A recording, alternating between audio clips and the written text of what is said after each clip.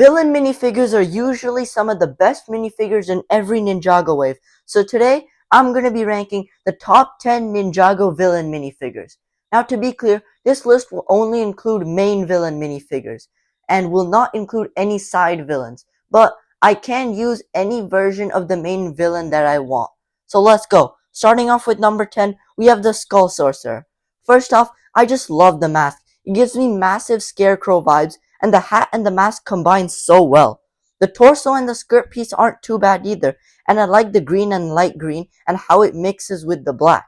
I also like the nice touches of white throughout. They just make this minifigure pop, and the wings added on the back give this minifigure such a nice touch. Next up, going into number 9, we have Master Chen. I just love the dark red on Master Chen's robes and how it mixes with the purple and black. The gold also adds on top of this fantastic color scheme and makes this guy just look really fancy and detailed, which he's supposed to be in the show. I also can't forget about the awesome skull anaconda type hat thing, but that's just really cool and finishes off this minifigure nicely. Overall, just because of how fancy this minifigure looks, I'm going to be putting him at number 9. Next up, at number 8, we have Samukai, and this one isn't too complex, especially compared to modern villain minifigures, but I still love him, especially because of the skull mold and the torso mold. It fits the skeleton perfectly, and I think it's just super iconic.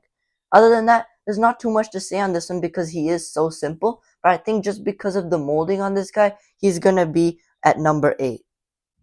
Next up at number 7, we have Naon. Now, I think that the orange and green on this minifigure is super unique, and they use the right shade of orange and green to make this minifigure pop. I also love the forearms, and we're going to see many more forearm minifigures coming up. I also think that one of the hands being hooks is a really nice touch, and is aware to the fact that he is a pirate, and I think reusing the ghost tail piece from Possession was a really nice idea, and definitely fits the genie aesthetic that this guy was going for. Overall, the hair on the top also looks nice, and just because of the forearms and how cool this guy looks, I'm going to be putting him at number 7.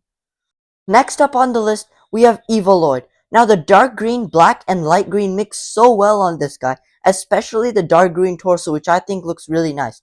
But the real reason that I put this guy on the list has to be because of the mask and the armor piece. They work together so well and give this guy such a creepy and cool look. Especially the mask piece and the cloth that's like draping down his torso just looks so nice.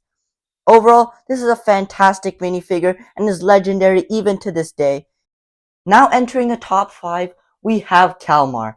Now first of all, I love the blue and purple color scheme on this guy. I think they use just the right shade of blue and purple to make it feel vibrant. But the main reason I really like this guy has to be because of the squid tail piece and the head piece. These are both just such unique molds that we haven't really seen before in Ninjago, and I think they fit this guy perfectly. The detailing on the torso is also nice, but yeah, I think mostly just because of the head mold and the tail mold, I'm going to be putting him in the top 5. Next up at number 4, we have our most recent villain, Lord Ross. Now this guy came in 3 versions, and all 3 of these are great. Like I genuinely couldn't pick a favorite. I'm always torn between these 2 versions.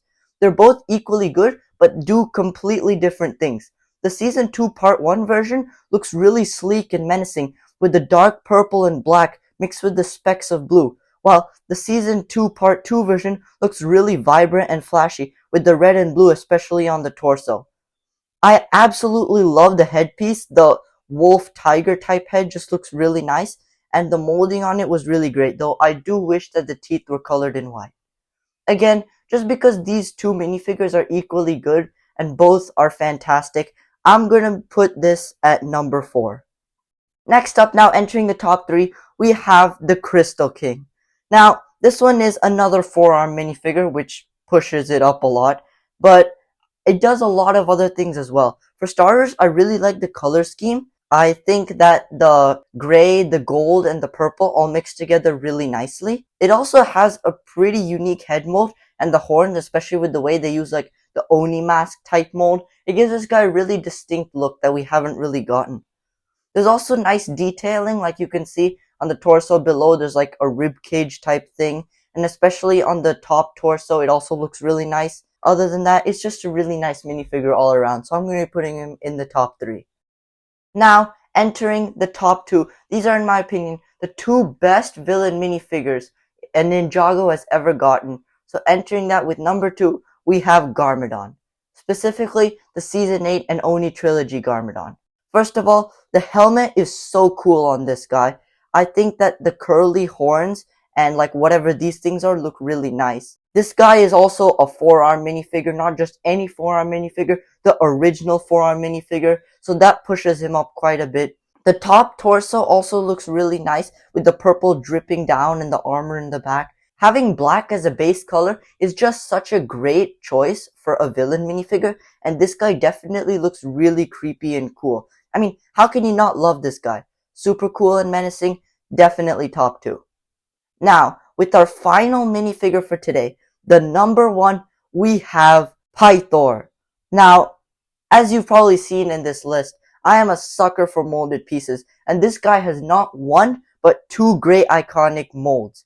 It has the Anaconda headpiece and the classic snake tail piece.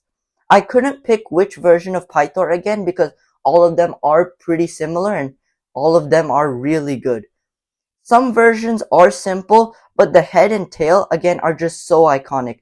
I think I like the white versions of the Pythor more, especially because the purple just pops a lot more on the white than the black pops on the purple. But again, all of these are fantastic. Maybe it's the nostalgia, but this is just a legendary minifigure in my opinion. So I'm going to be putting him at number 1. So guys, that's going to do it for this video. Thanks for watching. And I did say that villain minifigures are usually some of the best minifigures in each wave. But make sure to check out this video where I talk about what I actually think are the best minifigures in each wave. So other than that, make sure to like and subscribe, and I'll see you in the next one.